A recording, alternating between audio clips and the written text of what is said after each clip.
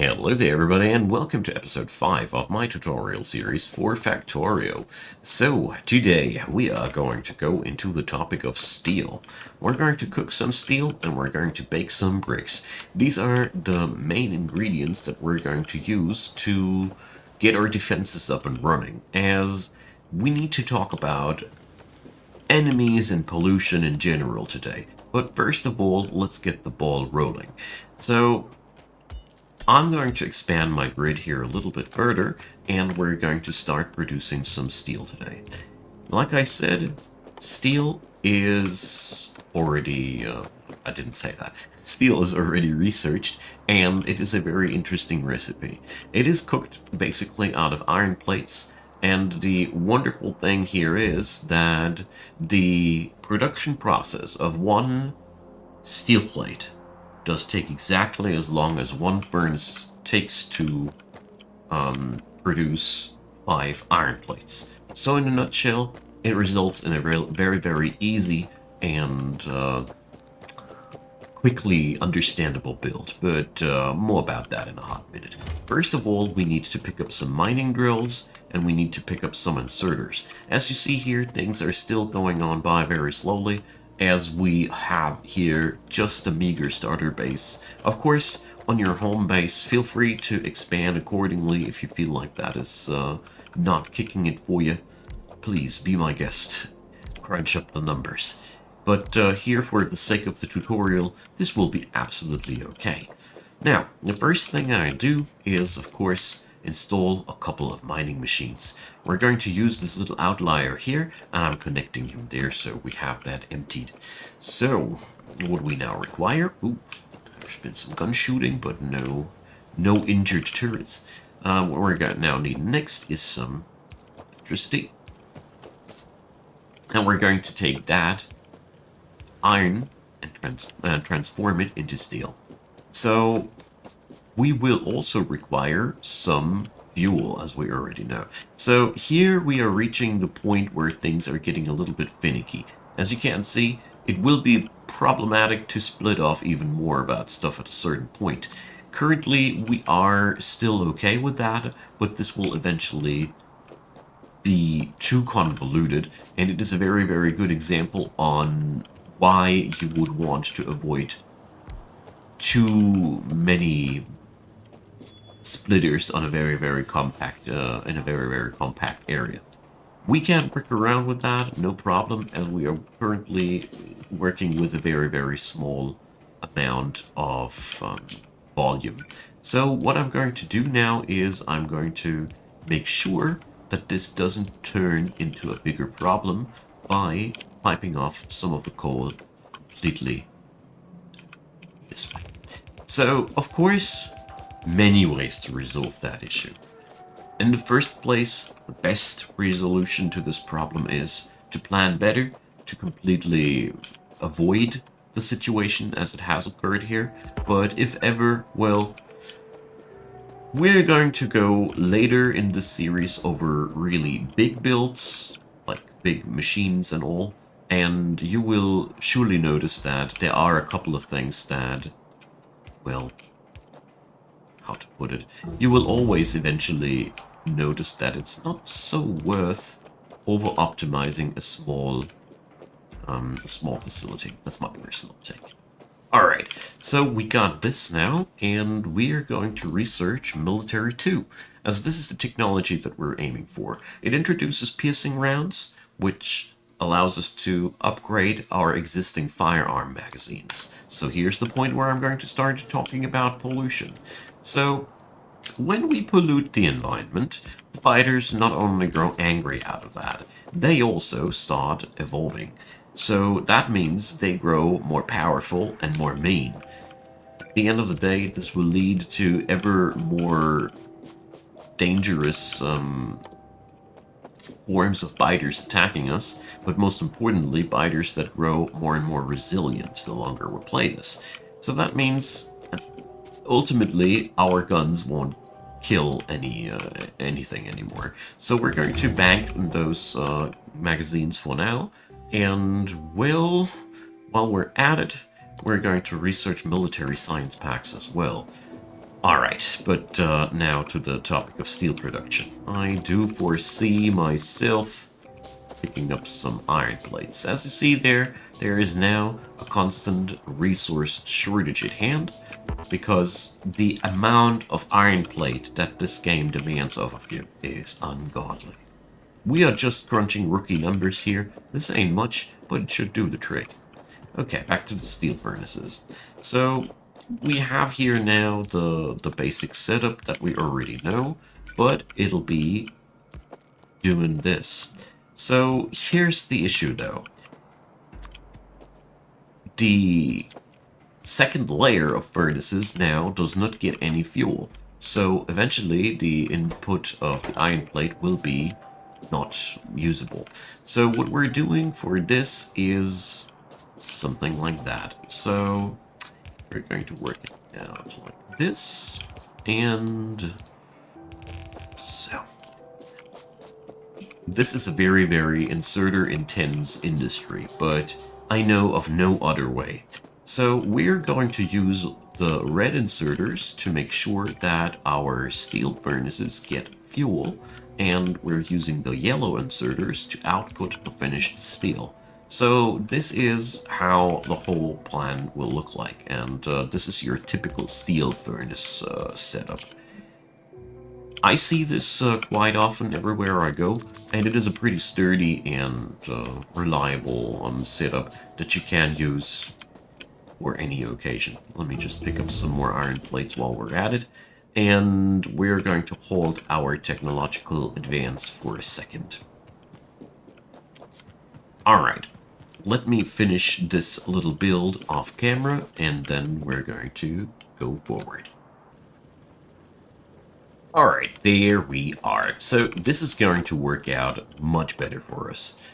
We have now a steady supply of steel. It ain't much, but it'll get us somewhere. We're mostly going to use that for starters to get ourselves some ammo going that's going to seriously hurt those biters.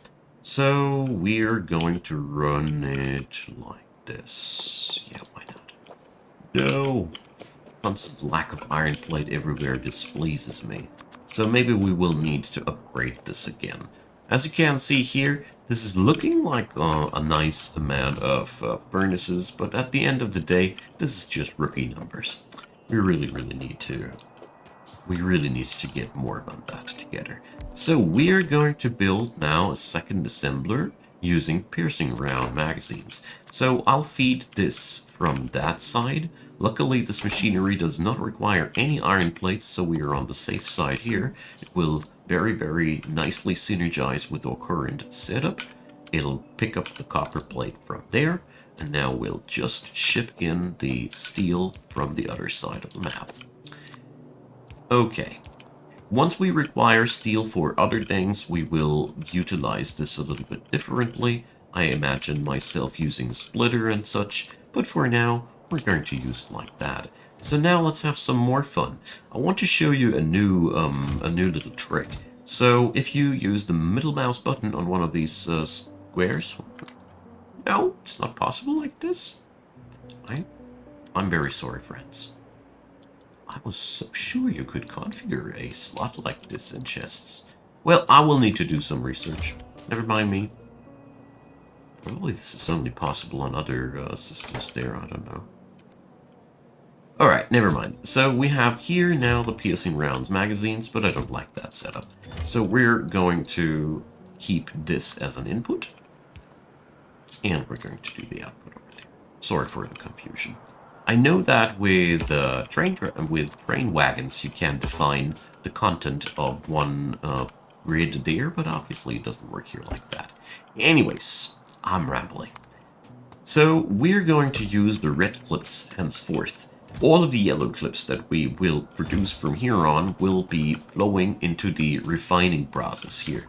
We will deplete portions of our iron patch for this, but at the end of the day, the red clips are so much more powerful that they are eventually more efficient than doing it the other way around. Alright, let's get working on the red front. like I said, we're baking some bricks today. So we have that little stone deposit here, and I have the issue here that you can see we have this shared border. This is what we call the mixed patch. So a mixed ore patch is, at the end of the day, basically the worst ore patch. As you see here, there's plenty of overlapping things where we will get out stone and iron or stone and copper. We can't change that for now, so my way of dealing with the issue right now at hand is by just not dealing with it. We're just going to build somewhere else, and that's just gonna be fine. Let's expand it like this. So here we finally get ourselves a raw output of stone, and we also see some carnage up there. That is not good. This is why we are upgrading our ammo, because as you can see, eventually the kill speed of our towers will be too slow for these beasties. And that means that eventually there will be always losses. And that is what we want to avoid if we can, because this would mean that we would need to build new turrets every time. And that is way more iron than investing in a few more reliable and powerful bullets. But we also can now go for a different little trick, and that is using walls, as obviously walls protect bases pretty good, and we want to make sure that the biters don't get to gnaw on our walls that easily. So, luckily we have fuel pipelines all over the place, so baking some bricks will be not that terribly hard. I'm going to utilize this here like that, because I like to go this way. And we're going to go over with a splitter like that. I just want to keep options open. If I would be just using this without a splitter, well, you'll have to work later to organize things, or you just work right away to organize things. It's well, pretty sure you get what I mean. All right, we're going to go here for another little nifty thing like this. I want to mix the fuel and the ore, well, in this scenario, stone, a little bit earlier. Or its location, I should rather say. So we can now go and make it like this. There we go. So, by the way, I'm only leaving this gap between the furnaces to make sure that the electricity can be distributed like that. We are at the verge of discovering electric energy distribution, and once you have these bad boys on mass production, you don't need to anymore. Then you can go for a much better and room-saving build that looks like this. Just in case you were wondering why I don't put them closer together. That is just a nightmare with the current tools at hand. That's all. All right. So there's gun shooting. Every time I look up there, there's some stuff being fired, but obviously it's still working out. And as you see, we also gain more and more things automated. Like, we don't need to craft every single inserter anymore manually. This is really, really good. Okay, so I'll be piping the materials down here, and we'll be electrifying it now. And as you see, if you put them down here in the center of these gaps, you can easily get the whole thing rolling without any issues. Alright, so we're going to use those bricks, and we're going to let them run down there. So, bricks make excellent material for defenses, obviously, and we're going to utilize this by building ourselves some walls. So walls just need stone bricks. They are not really anything complicated in that regard. So we're just going to bring up a a simple assembler here. It's certainly a little bit unaligned, so we're going to make it like this. I personally have a very, very big fable of lining up my assemblers. Why? Because it makes the supply lines much easier to handle. So, for example, if I'd be now putting my assembler here, we could do that. We could then work with this one, but this assembler here would have never have access to the other materials, and also it looks a little bit untidy.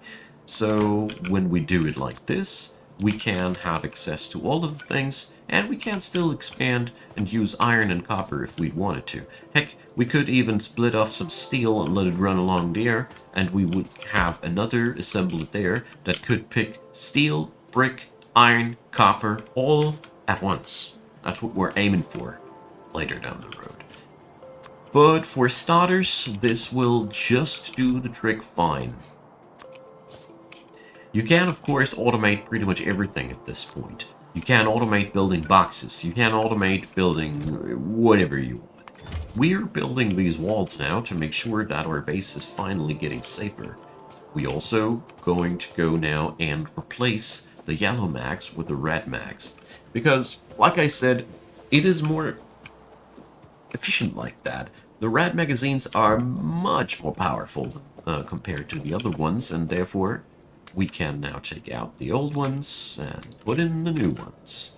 And the best part about it is we'll be putting the old mags back into the upgrade facility, so we get something better out of that. So just to give you an idea, this one turret there already had all the difference to have the conflict before, have that one turret killed to 90%, and now stand there, not even a scratch.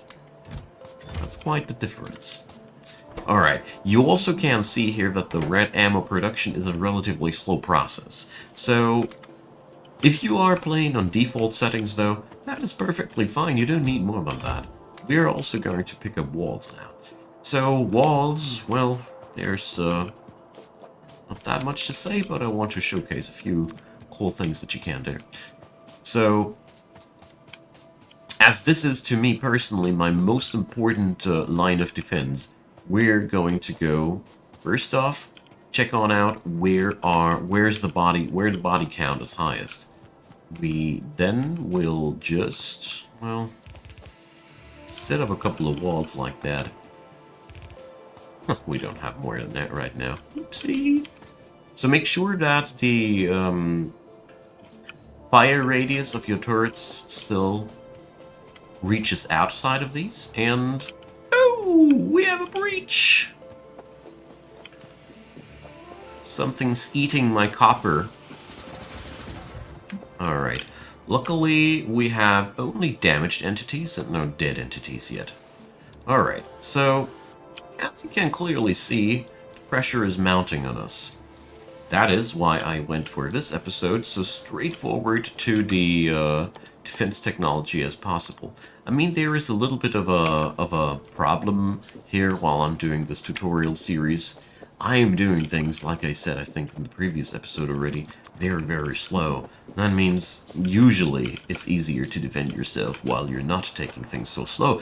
But you should also take this as a sort of a motivation to get yourself running as quick as you can, because obviously biters don't wait either, as you see. So we need to tinker ourselves a couple of extra gun turrets now, and obviously we would need to have that automated as well.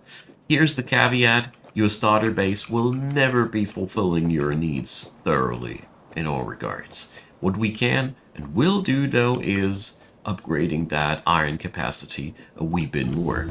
Although, as you can already notice here, things are growing a little bit more complicated. Alright, we finally got that electric energy distribution. It's been a very costly tech, 30-second per tech pack and 120 of them. It's quite a lot to do. So we're going to research Automation 2, unlocking the higher level assembly machines. This is a really, really powerful upgrade, as it allows us now to produce faster with the same footprint, which means we have the same machines, but more production. So, no, dear. They're quite relentless down there.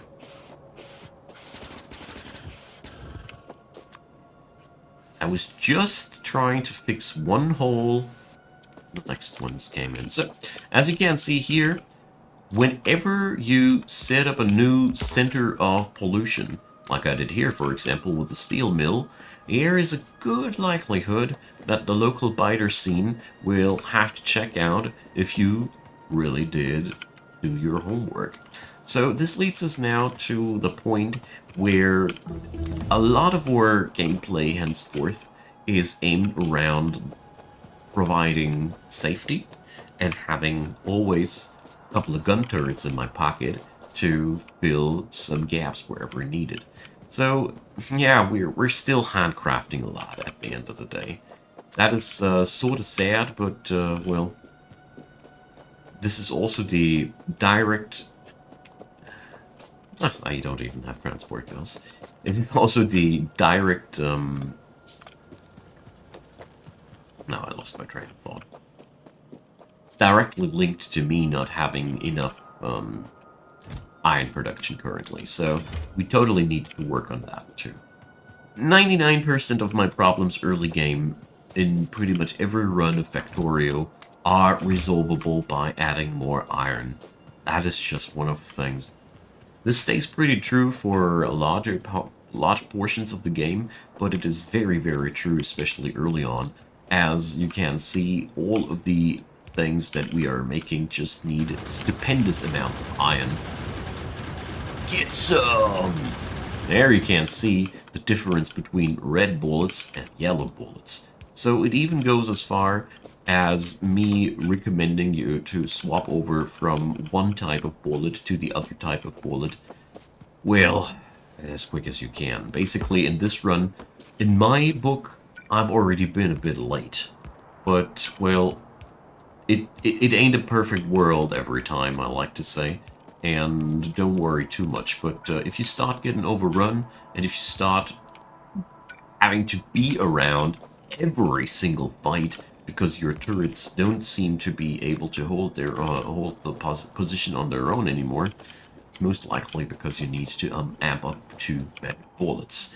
It also helps to upgrade the tech on the bullets, which I already did thoroughly here. This is upgrading your yellow bullets to some degree, but you know, there is a limit. As you can see here, the percentile bonuses are all the same, for regardless of which ammunition, and the yellows 5 and the reds 8. So, as you can also see, the percentile bonuses here weigh much heavier on the advanced ammunition, 1.6, compared to the other one. That's a 60% increase in terms of efficiency, only for being more modern. So, alright, that seems to work out. We keep dumping new magazines in there. And here I do another neat little thing. I drop these into the red part. These can be still extracted, as you see the number goes down, but this machine will now fall silent, as it does not have anything to do anymore. This is one way to conserve materials. Alright. Now that we got a couple of walls finally produced, we can now use these walls to finally safe and keep our environment here safe and secure. There we go. It's also a good moment now to consider repositioning the gun turrets to where they are needed. There's nothing worse than a gun turret who's sitting somewhere where it actually can't do anything. Okay, the wall here must be moved eventually. But here's a neat little thing that I like to see, or that I always like to use. So you can do it like this, and then you can do it like that. So what you are creating with this is a pattern that the biters first need to breach. Oops, that was the wrong one. Before they can start making contact with your base. So this gives you towers a lot of time to keep firing. There's a lot of different ways how you could make these kind of defensive patterns. It's up to you how you want to work with these. Basically, the more walls you get creatively spread all over the place, the better. But it is important to note that this spiky formation is, as a matter of fact, more effective than this, because on the spiky formation, the bugs are less capable to focus their attacks on one segment of wall. It breaks up their formation. Whereas if you just go triple layered walls, there is a high likelihood that the bugs will just start accumulating on one piece of wall, chomp it down, and at the end of the day that makes one big difference, namely either having to replace a wall or being capable to just repair a wall. And for the sake of material conservation, it is always cheaper to repair a wall rather than build a new one. Alright, so now we pretty much know how to keep our home safe. And I also see a couple of iron plates rolling down the line that we already have, that are already stockpiling. So we're going to research now landfill. Landfill is a neat little tech that allows you to produce solid ground on water. Basically, that's what it does, none more, none less. But now, let's finally switch on a radar panel. So, radar panels are scanning the environment and are going to give you the opportunity to scout around. So when we're placing down the radar panel now, first of all, not much has changed. We have a natural sort of a radar influence around the character. But if we go away, that is also gone. So this radar panel right now does not seem to do much, but it does do keep our vision alive while we are not in the base. It also does another thing. These radar stations, whoopsie, you click them, there's a sector scanning process on these. And they will now start trying to scan the outer borders of our visible area. Let's see, hopefully I can show you right directly here. And that's what this thing will now start doing for us. Unlock the vicinity. There's one caveat about these. The radar stations are among the most power consuming things in the early game. As you can see here, 300 kilowatt just for one radar station compared to 300 kilowatt for the entirety of all the inserters in the base. So it is not a huge problem. It is absolutely doable, manageable, and all of the things, but it is important to note that spamming out a lot of radar panels is a very, very high burden on your power economy. So use them wisely. We're right now mostly interested in putting some cement blocks around our base and starting to manufacture all of the other things that we require to be self-sustainable. As you can see here, our iron seems to be better than before. It starts actually to back up in the base. That's always a good sign. I am a strong believer of the idea that the best amount of iron on the build is just more iron than you consume, because that means you are well in the clear. Speaking about overproducing and consumptions, I am now going to increase the production on these bad boys, as more power becomes more and more important. So that's the episode for today. Man, time flies with Factorio. I always keep being surprised about that. So we're going to research here still the steel furnaces. Steel furnaces do the same thing as a stone furnace, only faster. But early on you don't need them that badly. It's okay to have stone furnaces, but we're still researching all of these techs to make sure that we keep the progress alive. As you can see here, I'm only going for a single layer wall because we really don't need that much more. Ha!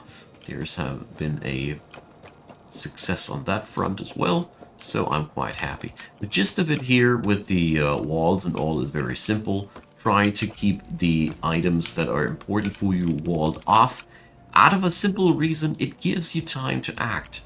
Even if your defenses get overwhelmed, even if your walls just get eaten at the end of the day, you know what didn't get eaten?